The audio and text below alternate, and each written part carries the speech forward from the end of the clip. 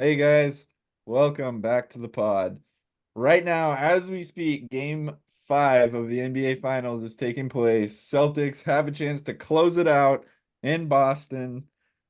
We're not watching, we're recording right now. I don't think any of us know the score, but what do you guys think? Is this the last game of the season, or is Dallas gonna be able to stretch this out one more?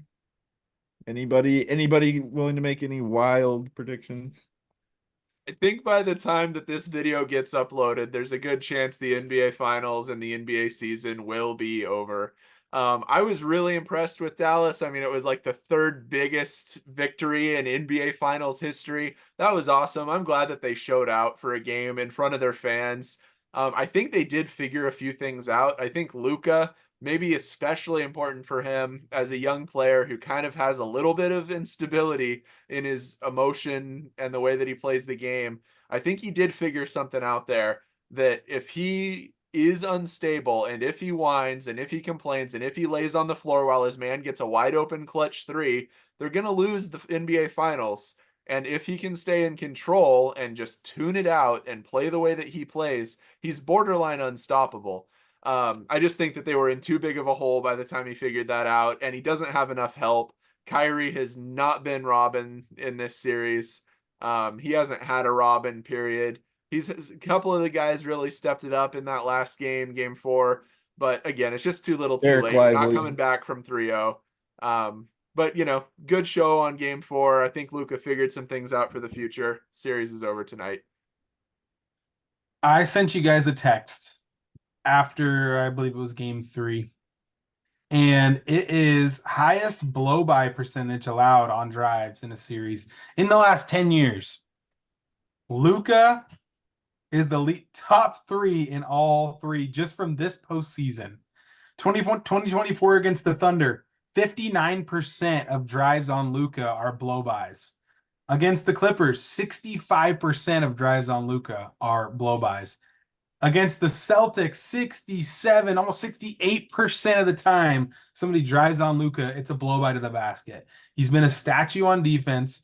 Dallas in this playoffs has been effectively hiding him and playing amazing team defense around him, even though he's been a black hole on defense. But in this series, where there's so many players that can attack rather than just a couple, Luca is getting exposed. And that one game, yeah, and they were able to kind of roll on top of him and just roll over him so it doesn't matter. But unless they can find a way in a whole series to mask how bad Luca has been on defense, the Dallas Mavericks are not even going to win tonight's game, let alone another game, because he has been horrendous on D. I know he carries a heavy load on offense. I get that. Like he is kind of a one-man show on offense, but when you spend half of your defensive possessions complaining to the officials and the other half being concrete shoes and getting blown by, you're just going to get picked on, and that's what's going to happen. You That's know what what the weird thing about Luca is on the defensive end though, is I think he's capable of playing good defense. I think he's capable of being like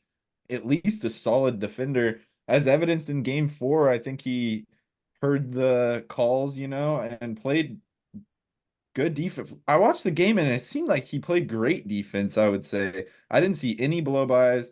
He was getting steals, he was blocking shots.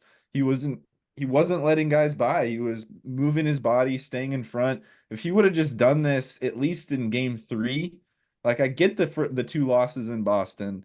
That happens, but game three, he had to have played that way. He just figured it out too late, I think.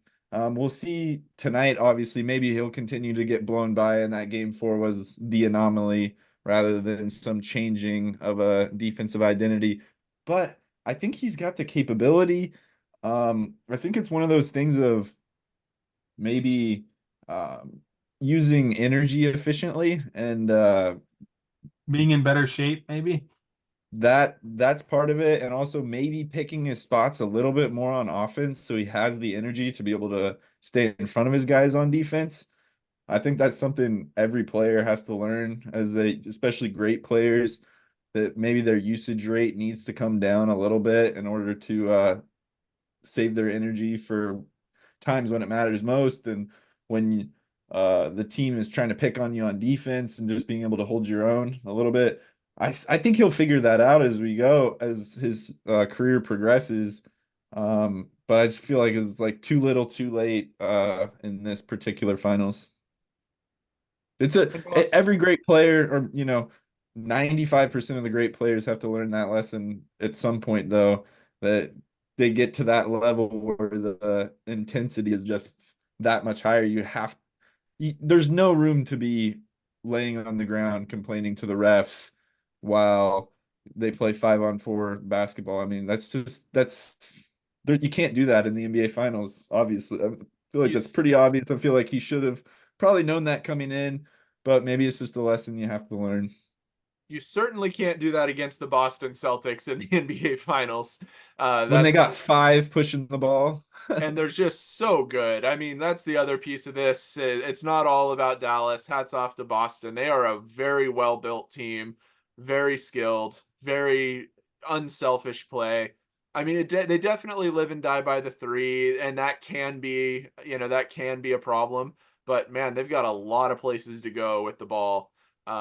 It's going to be interesting to see how their offseason looks, whether they can keep all these guys. Kirby and I talked about Yeah. that a little bit this Yeah, I don't weekend. really know their financial situation. It seems like within the next couple of years they'll probably have to lose at least one of the six. And I will tell you, Horford's older too. Horford's going, but Jaylen Brown's gonna be making 300 plus mil, and Jason Tatum's gonna be making 300 plus mil.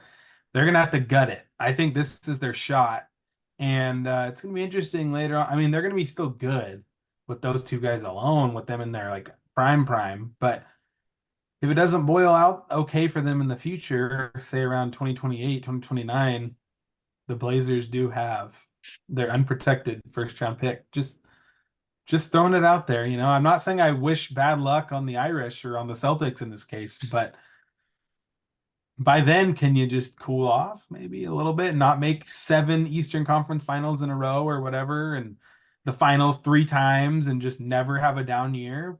I think by then we'll be tired of it. So It does feel like if I don't know that they're just so deep, and if they lost one or two of those guys, if Holiday or White or Porzingis isn't on this team, I don't know if they're winning a championship.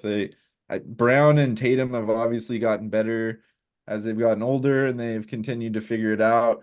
But I still just don't know if those two really having to carry a heavier load when you don't have like the six best players on the best six man, maybe best seven man rotation in the league.